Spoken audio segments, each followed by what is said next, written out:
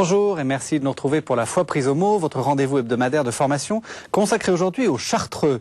Alors, lorsque vous prenez la route qui part de Saint-Pierre-de-Chartreuse, après de nombreux tournants, en longeant quelques précipices un peu vertigineux, vous arrivez à un embranchement, vous prenez à droite et vous tombez dans une sorte de lieu perdu dans les sapins, au pied d'une montagne sévère, c'est le monastère de la Grande Chartreuse.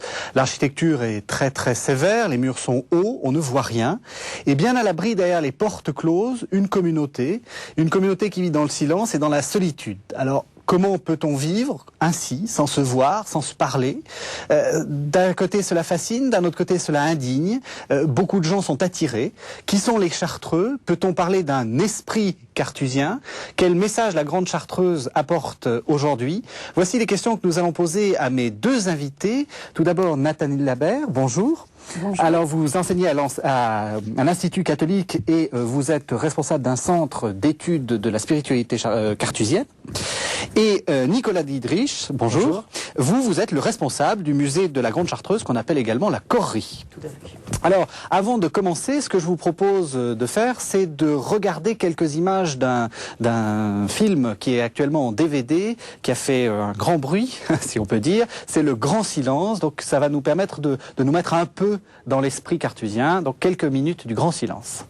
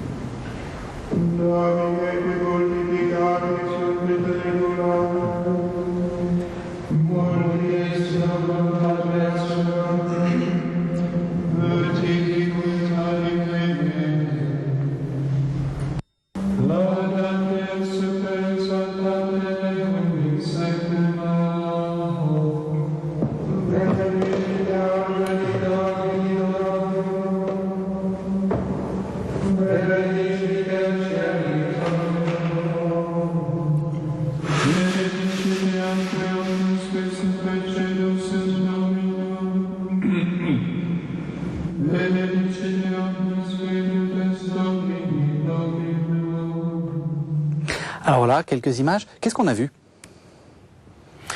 L'intérieur du monastère, je crois que c'est... On peut remercier à la fois Philippe Gröning dans cette idée, qui est née, alors pour la petite histoire, il y a plus de 20 ans. Il y a plus de 20 ans, c'est de Philippe Gröning directement. Il s'est promené le long de ce monastère, derrière ces hautes clôtures, en apercevant, comme vous l'avez dit, juste quelques toits, quelques cellules. Et il a eu l'idée de faire ce film. Donc il a écrit. Et puis il a attendu. Je crois que c'est savoir attendre, c'est une des devises des Chartreux. Oui. Et 20 ans plus tard, il a reçu une réponse. Son téléphone a sonné et on lui a dit qu'il était autorisé à faire un film sous les conditions qu'il n'y ait pas de paroles rajoutées, qu'il n'y ait pas de lumière artificielle, de filmer simplement la vie comme un reportage. Et ça donne ce résultat.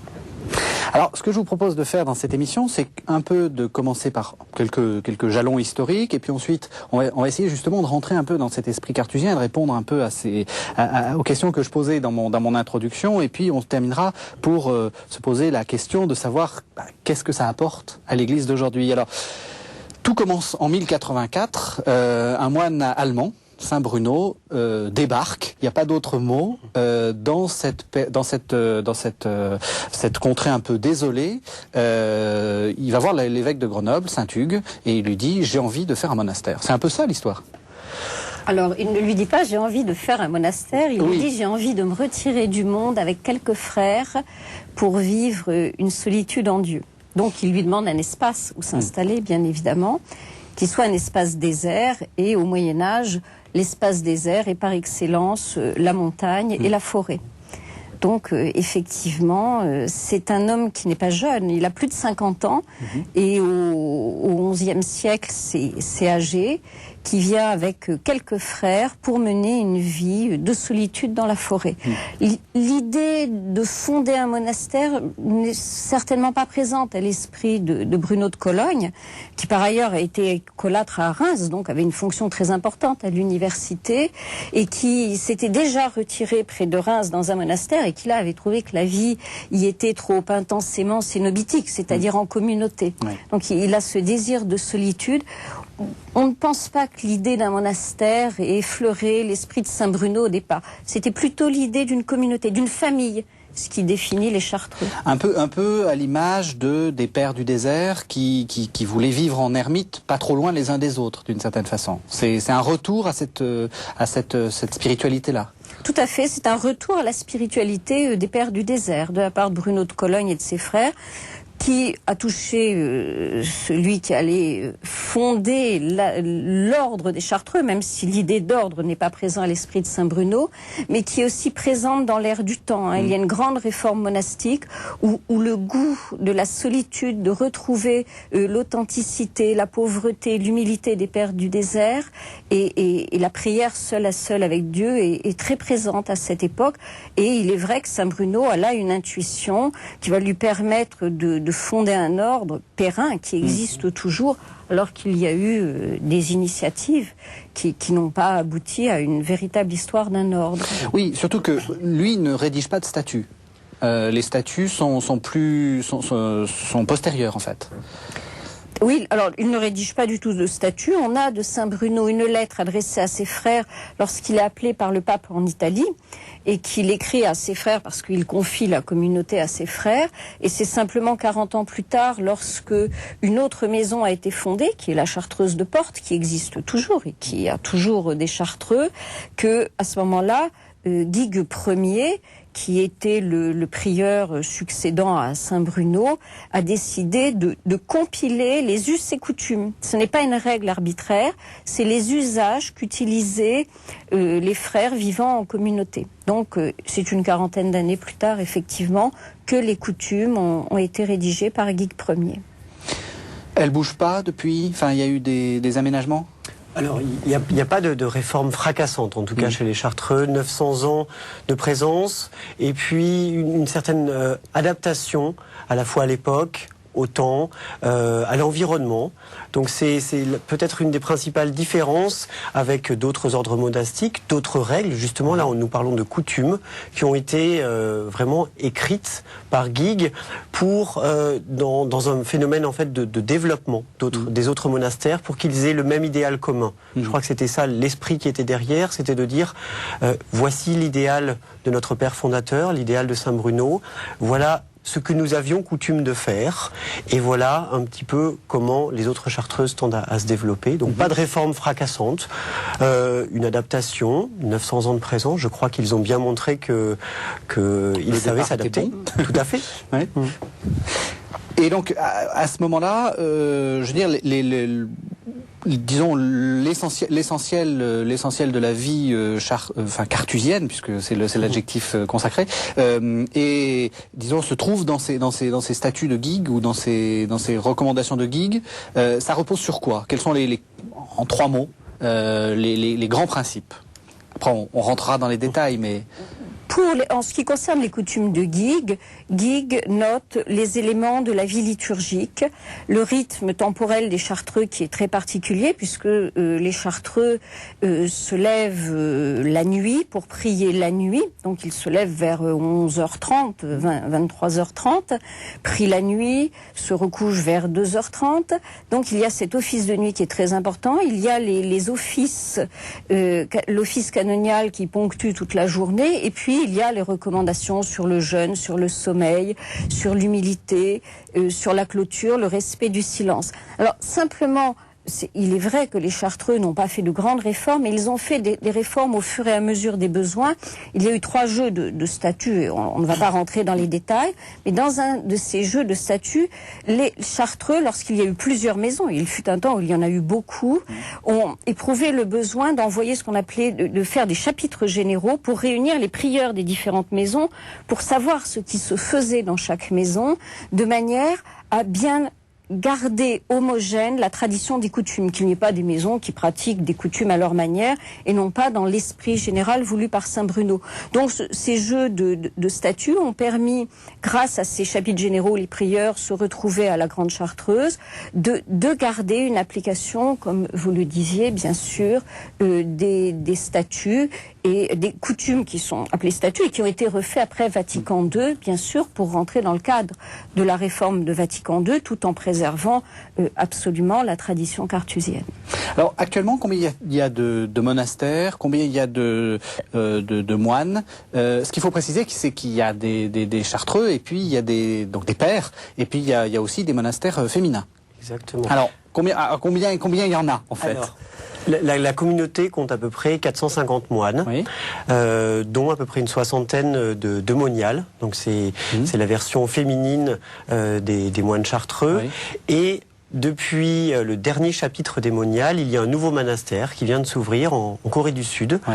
Pour les moniales. Donc on compte aujourd'hui 25 monastères, 25 maisons. Alors en France, il y en a combien? Non, répartis sur 4 continents, donc dans le monde entier.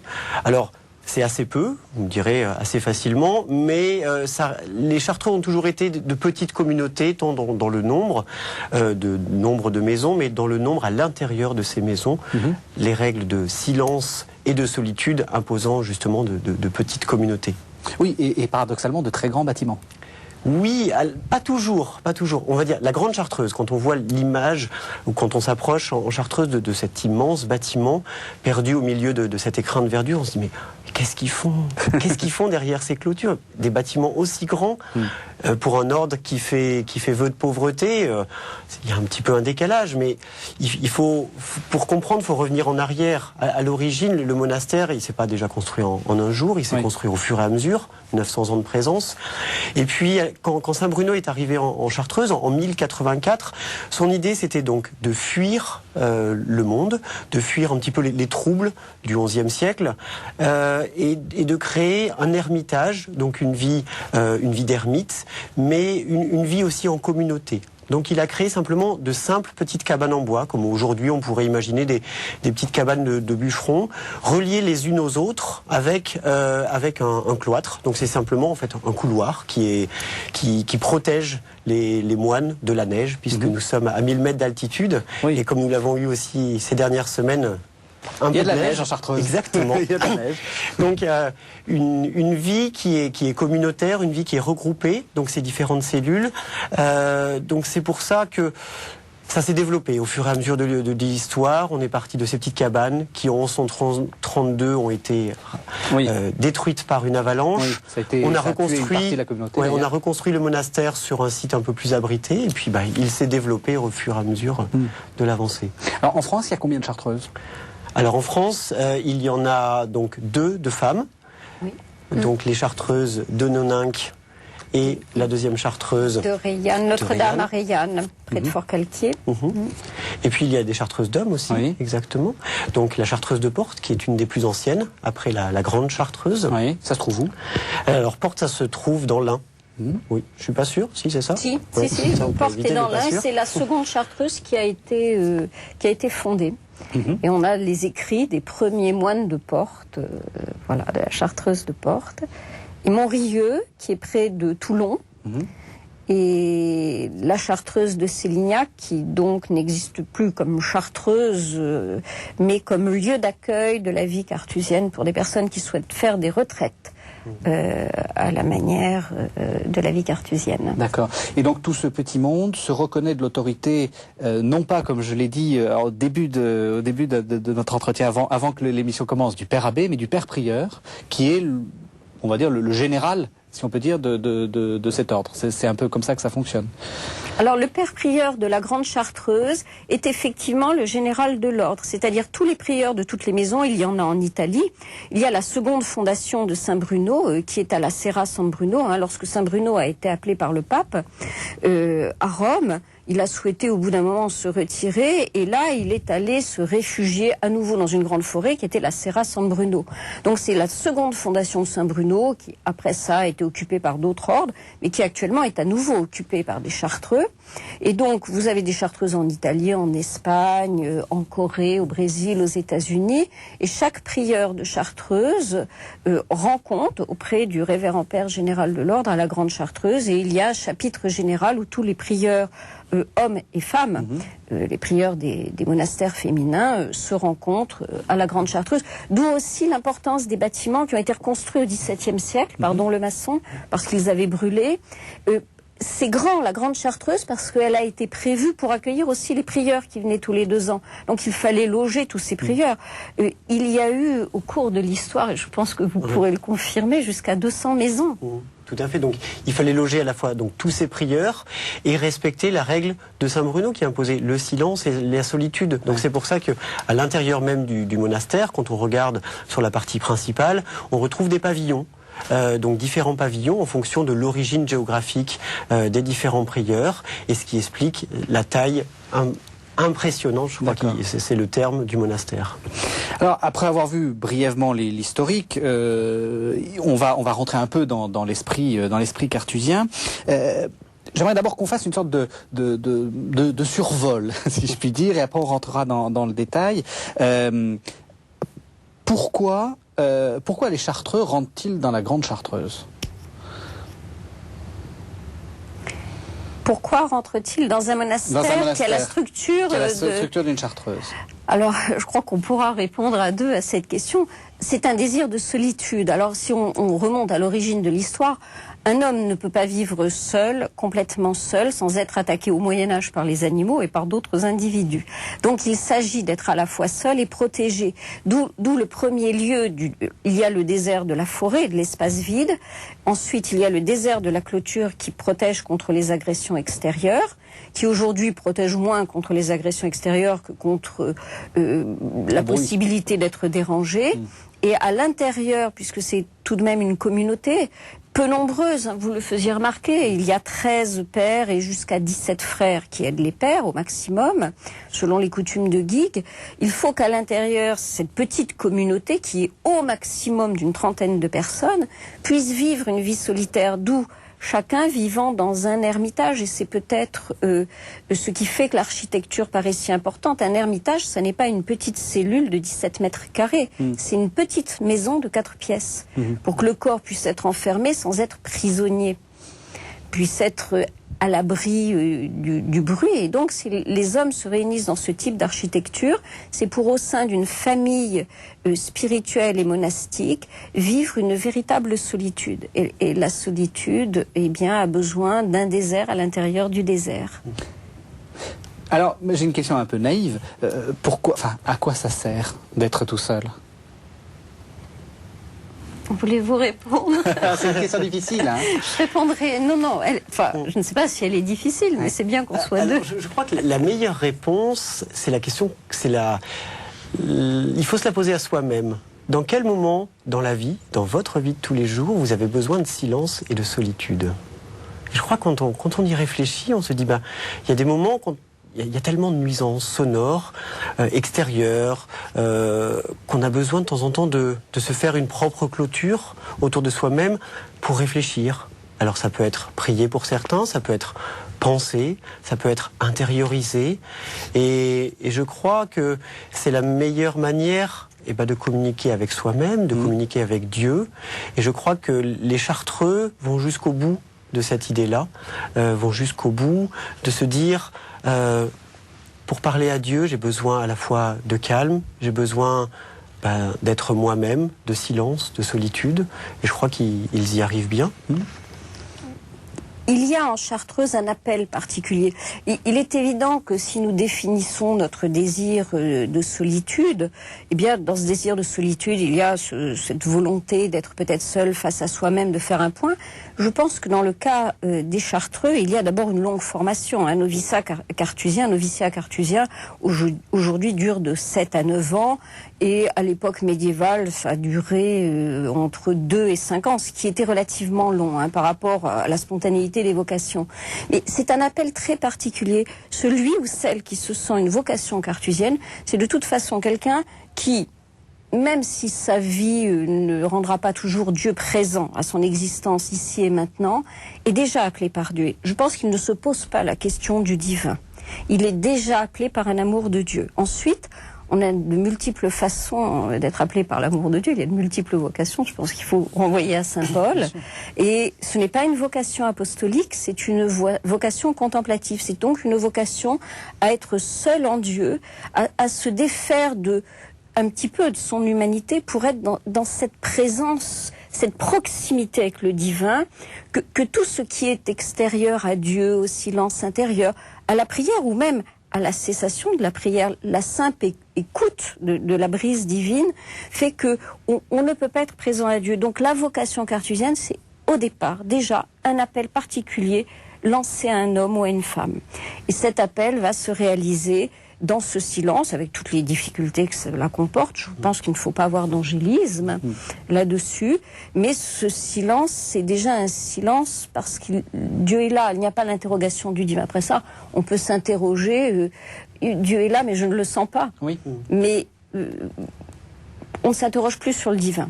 Il y a un rapport à Dieu. C'est évident. Immédiat, quelque chose, une sorte de... Immédiat. En tout cas, l'appel est là. Ensuite, on ne cherche pas Dieu. Voilà. Non, je crois qu'on ne le cherche pas. Oui. Je crois qu'on cherche à vivre de plus en plus unis à Dieu. La vocation cartusienne est une vocation d'union à Dieu.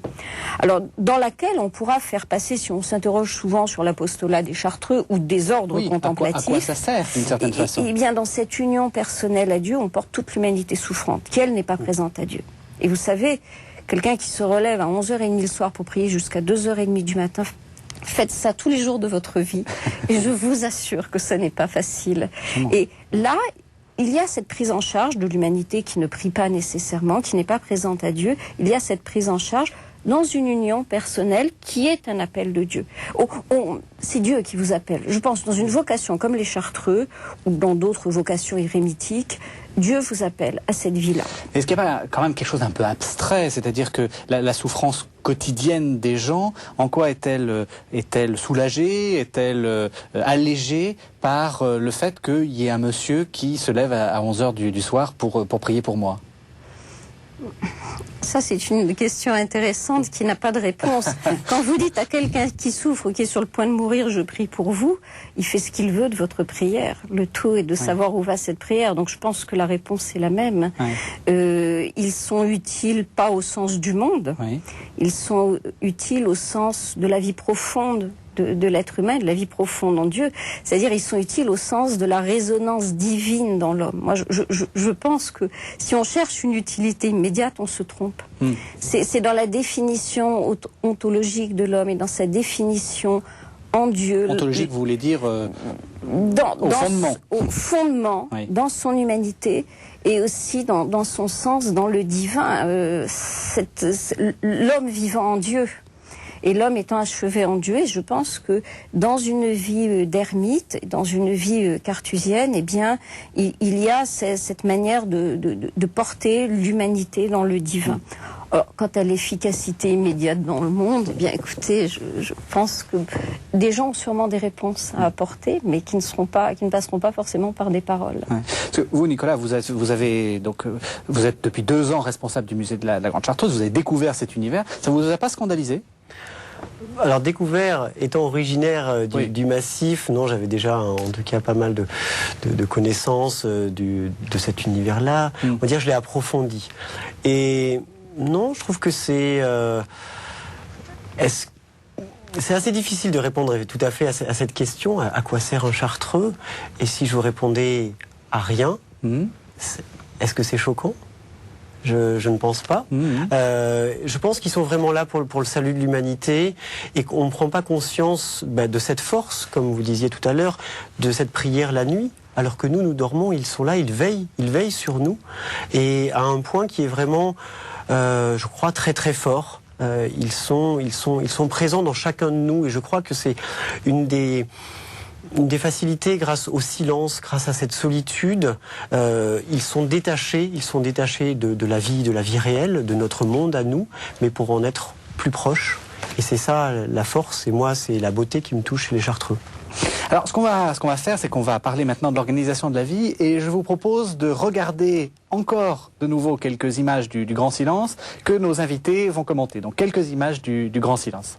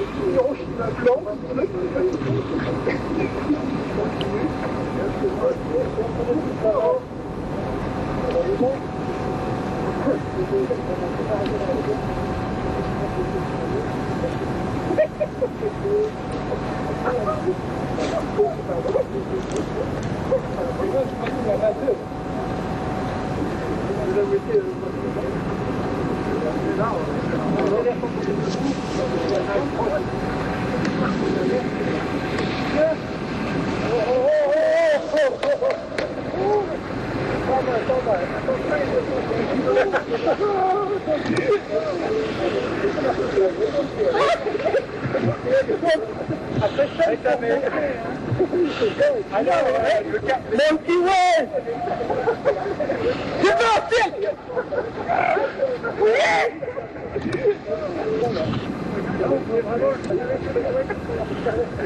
Alors, qu'est-ce que nous avons vu dans ces extraits? On a commencé par voir donc ce chariot qui apporte de la nourriture. C'est quoi? Qu'est-ce qui se passe là? Dans la vie contemplative d'un père, il passe une grande partie de son temps, même quasiment sa vie entière à l'intérieur d'une cellule. Et les repas lui sont apportés par les frères de la communauté. Et dans ce grand cloître, qui est ce grand couloir, même dans ces moments-là, il y a la solitude, même au moment du repas. C'est-à-dire qu'il y a dans le grand cloître, à côté de la porte d'entrée de la cellule, un trou et un guichet où le frère va déposer le repas du père, refermer la porte, et le père pourra ensuite prendre son repas sans jamais croiser ni échanger donc ni un regard ni une parole avec le frère qui distribue son repas. Donc une vie, même à l'intérieur du monastère, empreinte de silence. Toujours ce silence qu'on retrouve vis-à-vis de l'extérieur. On l'a vu tout à l'heure, je crois, on a vu une partie de la clôture, et même à l'intérieur du monastère, il y a ce silence entre les moines. Et le silence va tout au long de la vie d'un moine qui est en cellule. On l'a vu tout à l'heure travailler aussi. Oui. Le travail est aussi une des bases Alors, ils font quoi? Différentes choses. Alors, si on reste sur les pères, l'idée du travail chez les pères est là pour, comme disait Saint Bruno, éviter que l'arc casse. S'ils l'ont pris toute la journée, je crois qu'au bout d'un moment, le corps se fatigue, et comme un arc qui est trop tendu, un jour il peut casser. Donc là, le travail est vraiment vu un peu comme une détente, comme un équilibre physique et physiologique entre des longs temps de prière. Il y a plus de 9 heures de prière par jour, enfin nuit et jour. On va dire à peu près 4 heures la nuit, 5 heures le jour. Et puis cette vie rythmée aussi avec des parties de travail. Alors qu'est-ce qu'ils font? Des choses qui sont utiles pour la communauté. C'est-à-dire l'entretien nécessairement de la cellule, et puis il y a souvent un tour à bois, il y a donc différentes activités manuelles, et puis une principale, nous sommes en Chartreuse, il y a de la neige, il fait froid, vous le conviendrez, et donc il faut couper son bois. Ça fait partie d'une des activités, que l'on ait 30 ans, ou que l'on en ait 80, voilà, se dépenser physiquement en coupant le bois. Donc voilà, ça fait partie des choses qu'on a vues. Qu'est-ce qu'on a vu d'autre encore? Dans le travail des mains, dans le travail qui est fait, les qualités de chacun peuvent aussi s'exprimer. C'est-à-dire un frère qui aura un tempérament d'artiste peut faire des icônes, un autre peut effectivement faire des petits mobiliers. Il y a aussi les frères qui corrigent les livres liturgiques, c'est très important, donc qui connaissent bien la musique, bien le latin. Il y a aussi les travaux de l'ordre, lorsqu'il faut travailler à l'histoire de l'ordre. Donc certains frères qui sont plus historiens que d'autres pourront faire ce type de travail. Donc le travail est multiple et divers. Dans le travail manuel, c'est laissé à la possibilité de chacun. Chez les femmes, vous avez des robières, des sœurs qui taillent les robes. Chez les hommes aussi, d'ailleurs. Ce sont souvent les frères qui font ce travail-là. Mais je pense que le présupposé, c'est qu'il y ait aussi, au-delà de ce travail qui est pour la communauté, qui est aussi un acte d'humilité, que chacun puisse aussi faire ce qu'il est capable de faire, sans que ça encombre son esprit. Alors là, un exemple vraiment pour montrer aussi la modernité des Chartreux, même s'ils sont dans cette clôture. Il y a un des pères qui est, on va dire, le père informaticien, et c'est lui qui gère entre autres le site internet et qui l'administre, avec qui, quand par exemple ça arrive d'avoir quelques contacts avec lui, on parle de langage PHP par exemple. C'est vraiment, et c'est sa passion, c'est aussi une de ses qualités, et c'est ce travail au service de la communauté. Alors, vous avez dit plusieurs fois le silence. Justement, on a, et le DVD s'appelle Le Grand Silence. On a l'impression que tout est orienté pour qu'il y ait ce silence, pour qu'il n'y ait pas de bruit. La question qu'on se pose, nous qui vivons dans une vie un peu moins silencieuse, on va dire, est-ce que ce silence n'est pas pesant, et quel est son rôle véritablement? Alors, le silence est pesant au départ. C'est-à-dire quelqu'un qui arrive avec une postulation, un désir d'être chartreux, c'est un des éléments les plus difficiles à vivre. Parce que, bien évidemment, au départ, le silence s'apaise, mais ensuite il est encombré de toutes les pensées, de tous les souvenirs de la vie, de toutes les angoisses profondes de la vie. Et puis, progressivement, plus vous avez de silence et plus le moindre bruit se fait agressif et agressant. Donc, le silence est une véritable épaisseur. Il faut apprendre à vivre dans ce silence et qui ne coïncide pas forcément avec le silence de l'esprit. Donc ça, je pense que c'est une des grandes assaises lorsqu'on arrive en Chartreuse, c'est d'arriver aussi, après le silence extérieur, à ce silence intérieur, ce qui n'est pas certain. On dit souvent en plaisantant que ceux qui avaient une ombre de vocation fuient au bout de 3 jours, parce qu'ils n'en peuvent plus du silence. Il y a aussi une image d'Épinal qui représente un chartreux écoutant la terre pour entendre le bruit de la terre. Ce sont des images peut-être un peu excessives, mais qui correspondent à une véritable réalité. Le moindre bruit de passage, de vent, d'oiseaux en Chartreuse est sensible. Donc ce silence est là, est très dense, et il est là aussi pour décaper l'homme intérieurement, pour lui permettre d'accéder à un plus grand silence intérieur. Et là, c'est tout un travail contre la curiosité, contre la mémoire, contre l'inutile par rapport à cette vie d'union, car être solitaire, c'est vraiment pour vivre uni à Dieu, donc pour se déprendre un peu de soi-même. Donc le silence a ce rôle, oui, pour dérouiller l'âme, l'esprit, le cœur, la mémoire. Et alors, il y a le silence et puis une certaine, comment dire, on voit bien, on l'a vu dans les images, c'est quand même pas très confortable. Donc il y a quelque chose une sorte de simplicité. Est-ce que la simplicité est aussi importante? Je crois que le chartreux chasse le superflu. Est-ce que vous avez nécessairement besoin de tous ces artifices dont on est entouré pour vivre une union avec Dieu? Je ne crois pas. Je crois qu'il y a simplement besoin d'être, je dirais, nu face à lui, de lui ouvrir son âme. Et ce qui est peut-être le plus difficile, de rester ouvert dans ce silence.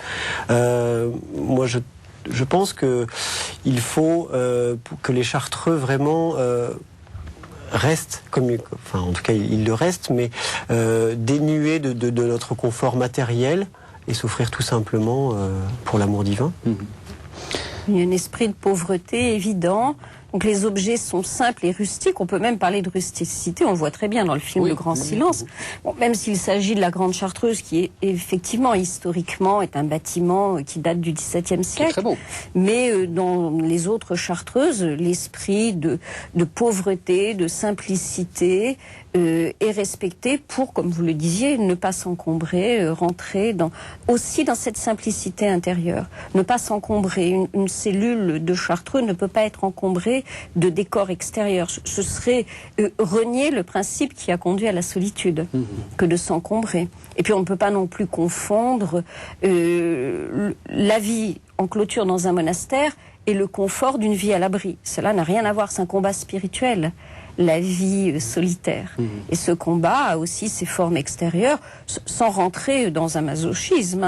La pauvreté, la simplicité ne sont pas non plus synonymes de souffrance, elles sont synonymes de désappropriation. Alors, est-ce que tout ça, ça crée ce qu'on pourrait appeler une spiritualité particulière?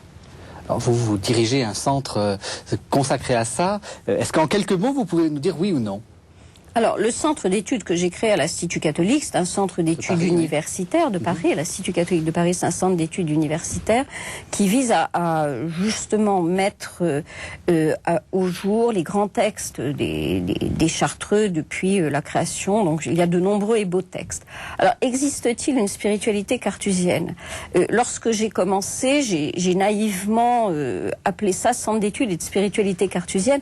Mais très vite, on se rend compte qu'il y a des principes de vie cartésiens, qui sont ceux qu'on vient d'énoncer, mais qu'au-delà de ces principes de vie, il y a une manière aussi individuelle de rentrer dans les coutumes de vie cartésienne, et chacun arrive avec sa sensibilité, avec son bagage intellectuel, spirituel, avec sa manière de prier, qui n'est pas la même forcément selon les frères et les sœurs. Ce qui est commun, c'est la sobriété. Donc vous avez des règles communes, et ces règles communes sont habitées par chacun. Alors, il serait difficile de parler de spiritualité au pluriel parce que ça voudrait dire qu'on peut aller dans tous les sens. Je ne crois pas. On ne va pas dans tous les sens avec ses principes de vie, mais chacun a cette manière d'habiter la vie cartésienne avec sa sensibilité qui sera différente. On évoquait ce frère qui est fort en informatique. Eh bien, c'est aussi une manière d'exister personnellement à travers une spiritualité. Ce qui est évident, c'est la simplicité, la pauvreté, le dépouillement, l'ascèse et le goût d'un aller autant que possible direct à Dieu. On ne complique pas intellectuellement les choses en Chartreux. Ça, je pense que c'est un non-sens et c'est un des écueils de ceux qui arrivent et qui sont très, très intellectuels, c'est d'apprendre à cesser d'être des intellectuels et des érudits pour l'érudition. Ça, certainement, c'est une voie. À partir de là, je pense que chacun habite cette voie. Et donc, oui, il n'y a pas d'instruction, comme dans certains ordres, comme les jésuites, etc., où on essaie d'inculquer une sorte d'esprit maison, si on peut dire. Si, les coutumes et les statuts ont cet esprit maison. Quand on vous dit de ne pas encombrer la cellule de livres inutiles, c'est une instruction. Oui. Donc, qu'est-ce qui est inutile à partir de là? Voilà.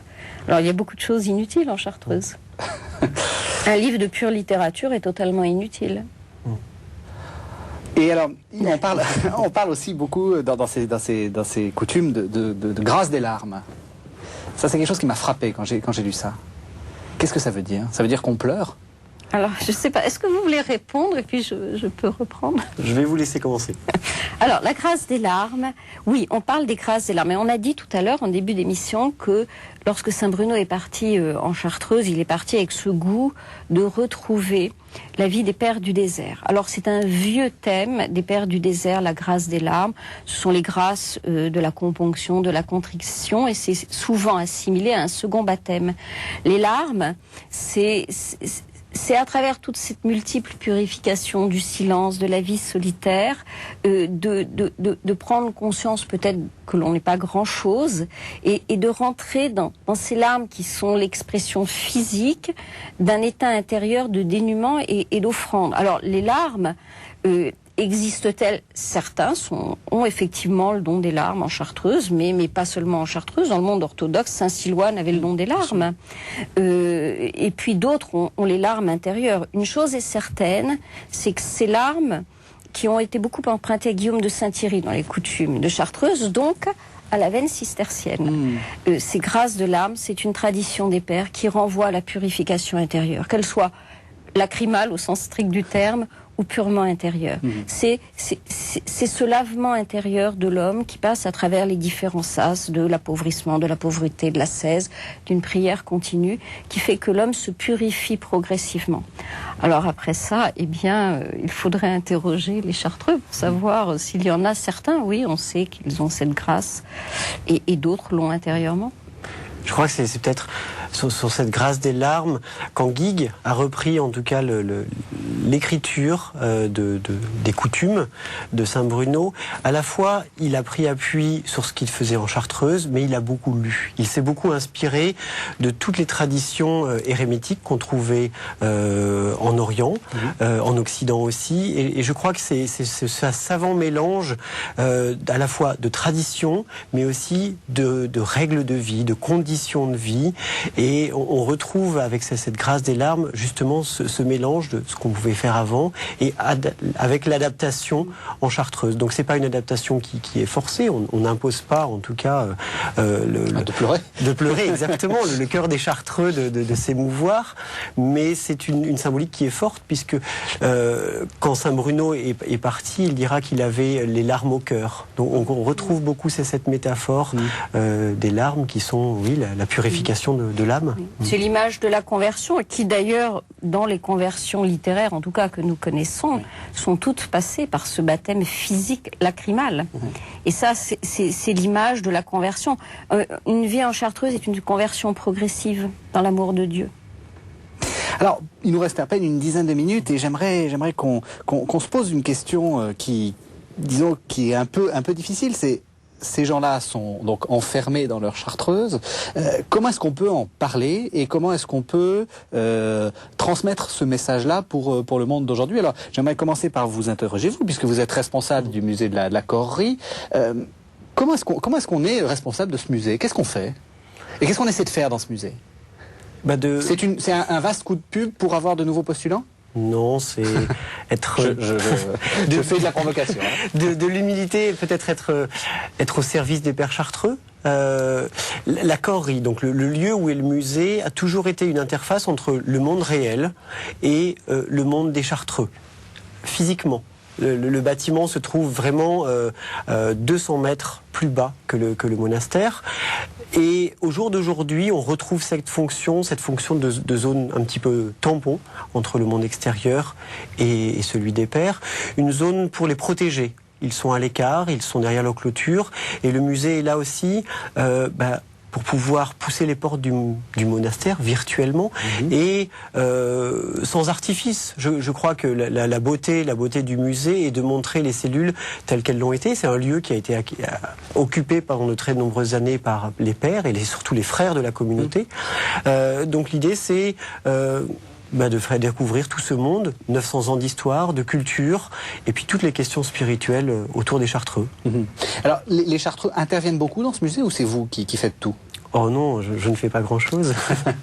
Alors, les Chartreux, c'est leur musée, c'est leur moyen de communiquer au monde, d'exprimer à tous leur message qui est universel. Que l'on soit croyant, qu'on ne le soit pas, qu'on soit jeune ou qu'on soit vieux, chacun peut retrouver un message qui est délivré par les Chartreux à l'intérieur du musée.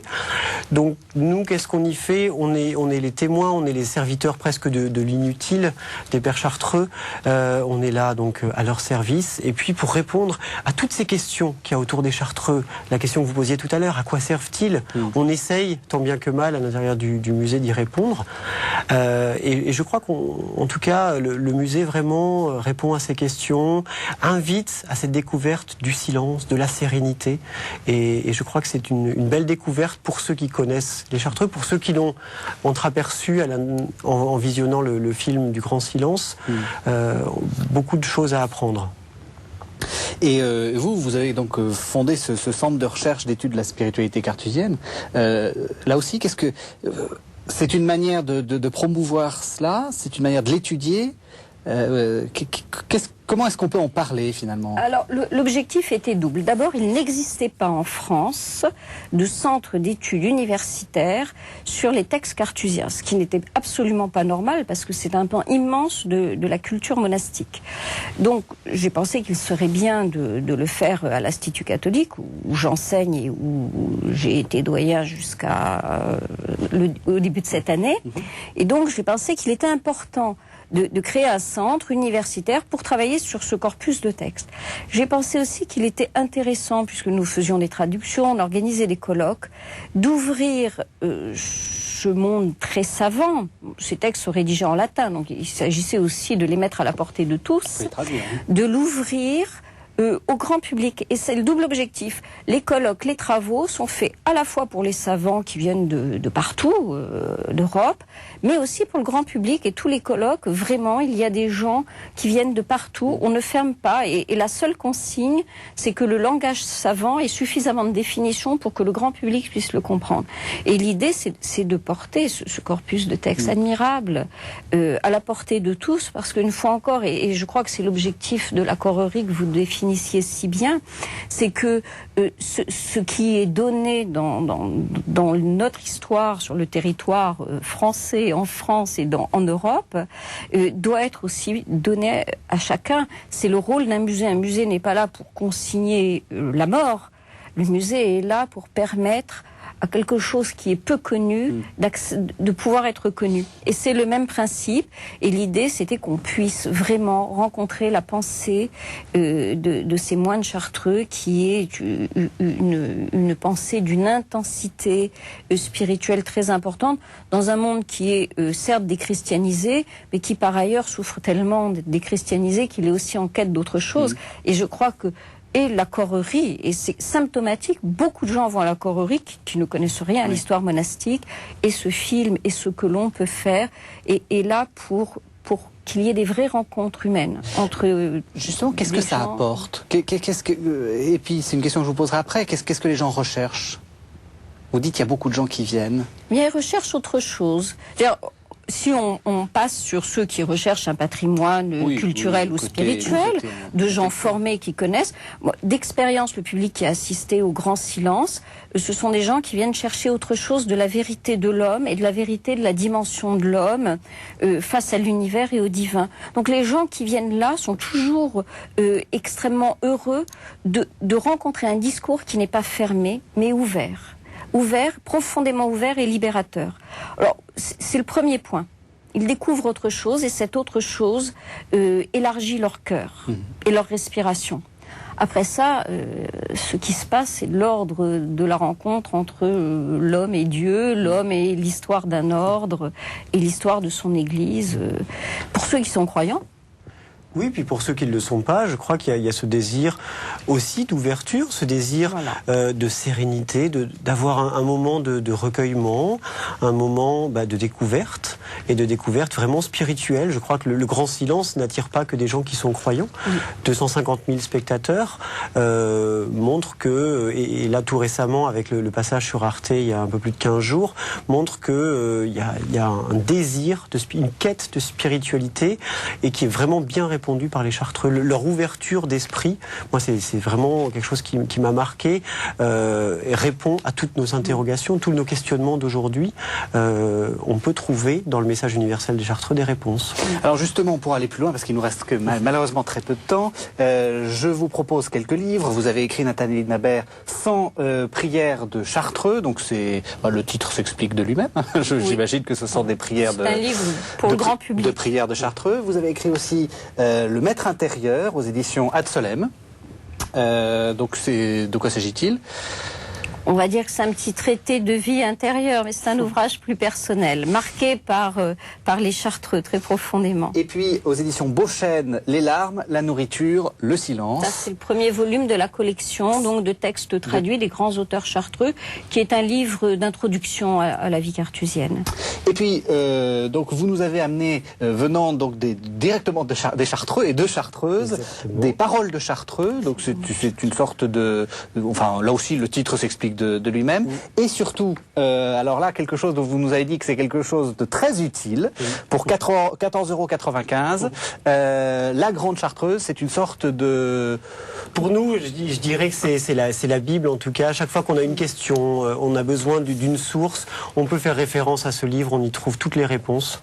Voilà, et je rappelle donc à nos téléspectateurs que le DVD Le Grand Silence, le film donc de Philippe Gröning, est paru, et donc vous pouvez l'avoir dans toutes les bonnes librairies, Fnac, etc. C'est un très beau cadeau pour les fêtes. Voilà. Sur Parole de Chartreux, je peux ajouter juste un mot. Oui. C'est un livre qui a été fait en 84 pour la Fondation de l'Ordre, 900 ans de la Fondation de l'Ordre. C'est un livre admirable parce que vous avez des textes de Chartreux contemporains dedans qui sont leurs réflexions de leur vie carthusienne. C'est un livre très important. Donc un livre très important. Merci en tout cas à tous les deux. On se retrouve la semaine prochaine pour un nouveau numéro de La Foi prise au mot. Merci de nous avoir suivis. Merci.